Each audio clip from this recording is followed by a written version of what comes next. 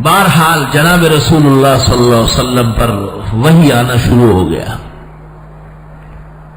وحی سے آپ کو کچھ تکلیف ہوئی، کیونکہ جبریل سینے سے ملاتے تھے اور پھر چھوڑتے تھے. فرشتہ بڑا طاقتور فرشتہ ہے. صدوم کی 60 بستیوں کو، صدوم اور معموریہ 60-70 بستیوں کو پر میں اٹھا کے اوپر لے گیا. جالنا عالیہ سافلہ، وہیں سے دیہ مارا ان کو. حضرت کو سینے سے ملاتے تھے. اقرا اقرا پڑھیے. اللہ نسبت اتحادی پیدا کرنے کے لیے، کیونکہ علم کے آگے بڑھانے کے کئی طریقے ہیں. ایک طریقہ تعلیم اور تلقین ہے کہ استاذ پڑھائے اور حاضرین سنیں اور ان کے دل و دماغ پر نقش ہو جائے. اس کو تعلیم و تلقین کہتے ہیں. ایک طریقہ ہے اس کو انجذاب کہتے ہیں. انجذاب اور انعکاس.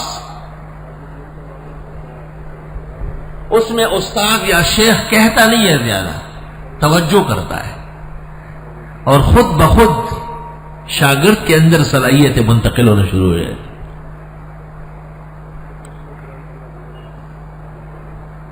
بعض کاملین اس طرح بھی اصلاحات کرتے تھے.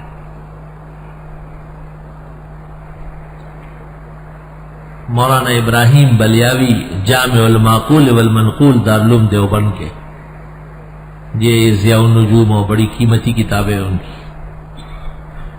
حضرت پر ایک اثر ہو گیا تھا اور وہ کہتا تھا کہ قیامت کا قیام محال عقلی ہے، قیامت نہیں آ سکتی. شیخ الہند مولانا محمود الحسن ان کے استاذ، ان کو کسی نے کہا تو انہوں نے کہا ابراہیم بلیاوی کو کہو کل جمعے کی نماز جامع مسجد میں ہمارے ساتھ پڑھے. مولانا ابراہیم صاحب کو اطلاع کر دی گئی کہ حضرت شیخ الہند نے حکم دیا ہے کل جمعے کی نماز یہیں پڑھنا.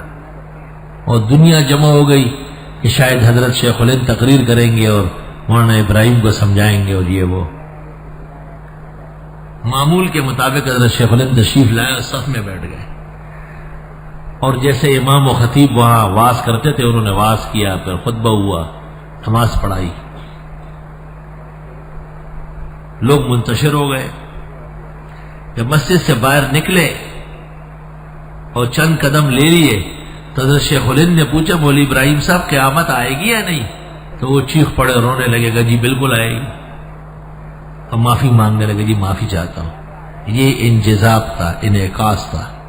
عقیدے صحیح کو منتقل کرنے کے ایک خاص شان ہے جو کاملین سے اللہ اس کو صادر کر دیتا ہے. ایک طریقہ تعلیم کا اور تربیت کا اصلاح ہے کہ کہے آدمی بھائی دایاں پیر آگے کرو، پانچے شلوار کے اوپر رکھا کرو، سر ڈکا کرو. یہ اصلاح کے طریقے ہیں جو عام طور پر علماء کرام کرتے ہیں. وہ باقاعدہ سبق نہیں ہے لیکن یادداشت ضرور ہے. بزرگان دین خود کر کے دکھاتے ہیں، خود کر کے دکھاتے ہیں.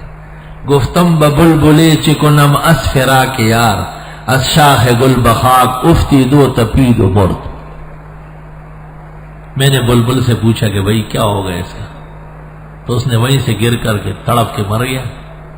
تو کہ در بند خویش تن باشی، عشق بازی دروغ زن باشی، گر نشاید بدست راہ مردن، شرط عشقست در طلب مردن.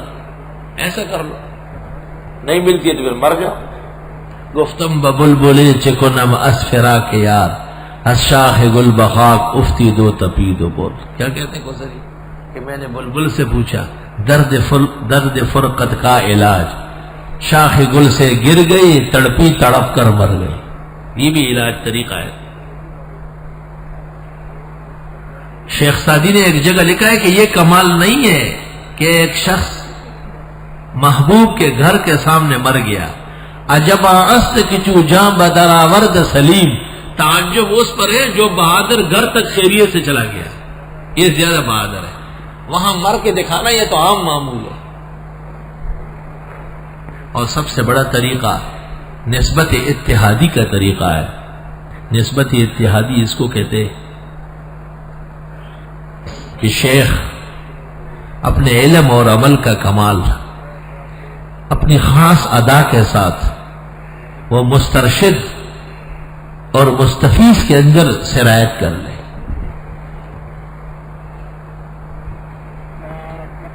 یہ جو جبریل حضرت صلی اللہ علیہ وسلم کو سینے سے ملا کے بھیجتے تھے، یہ نسبت اتحادی پیدا کر رہا ہے. اللہ اکبر. اور اس میں وہ مشہور واقعہ نقل کیا ہے مولانا شاہ عبد العزیز نے اپنی تفسیر فتح العزیز کے اندر کہ حضرت خواجہ باقی باللہ رحمت اللہ علیہ جو مجدد کے شیخ تھے اور شیخ عبدالحق کے بھی شیخ تھے. خواجہ باقی باللہ کا ایک مرید تھا باصفا، اور وہ دہلی کے بازار میں نانبائی کا کام کرتا تھا، تندور پر روٹیاں لگا کے بیچتا تھا. خواجہ باقی باللہ کے عین 12 بجے کے وقت مہمان آ گئے، 8-10 بڑے خاص مہمان آئے. نانبائی نے وہیں سے دیکھا کہ حضرت کی خدمت میں بزرگ لوگ گئے. خواجہ صاحب نے دیکھا کہ کوئی چیز ہے ہی نہیں ان کے سامنے پیش کرنے کی. اس زمانے کے بزرگ نہیں تھے جو لوگوں کے مال پہ ناچے، وہ بزرگی فقدان کی ہوتی تھی، عظیم المال ہوتے. اس نانبائی نے فوراً 8-10 بڑی بڑی روٹیاں خوبصورت لگائی اور دسترخوان میں لپیٹ کر کے حضرت کی خدمت میں لے آئے، اور حضرت سے کہا کہ حضرت مہمانوں کے لیے روٹی لایا ہوں. وہ بڑے خوش ہو گئے. مہمانوں نے سیر ہو کر کے کھانا کھایا اور رخصت ہو گئے. تو خواجہ باقی باللہ نے اس نانبائی سے پوچھا مانگ کیا مانگتا ہے؟ وہ جی اپنے جیسے بنا دو. اس نے کہا یہ کیا باتیں کرتے ہو، کوئی اور چیز مانگا؟ نہیں، اپنے جیسے بنا دو بس.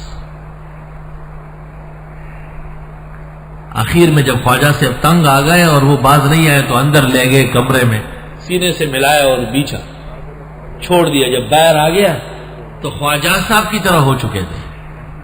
لوگ خواجہ باقی باللہ سمجھ کر ان سے باتیں کرتے تھے، لیکن نسبت بہت گرما گرم تھی اور وہ متحمل نہیں تھا. چند دن میں انتقال ہو گیا.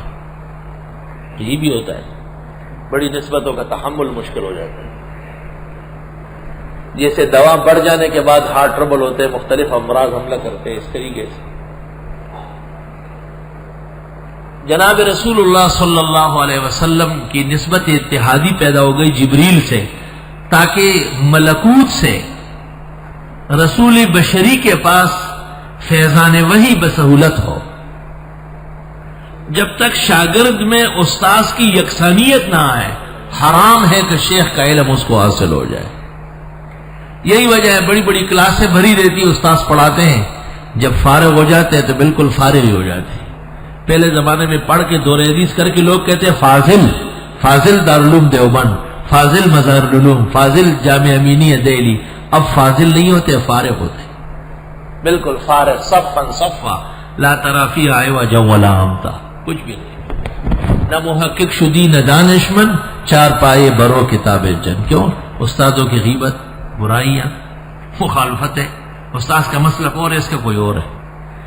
پڑھتا مدرسے میں کھاتا پیتا، باہر تنظیموں کا اعلی کار بنا ہوا ہے، خائن پرلے درجے کا مختلس. تو ایسے لوگ کیا کامیاب ہوں گے؟ مکہ گئے، مدینہ گئے، قدس بھی گئے، جیسے گئے تھے گھوم پھر کے ویسے آ گئے. 10-10 12-12 سال پڑھ لیتے ہیں، علم ساتھ چمٹتا نہیں، کیونکہ علم آداب چاہتا ہے، اس کے خاص تقاضے ہیں. جب تک وہ پر نہ کیا جائے، حرام ہے کہ کوئی شخص کامل آدمی بن جائے.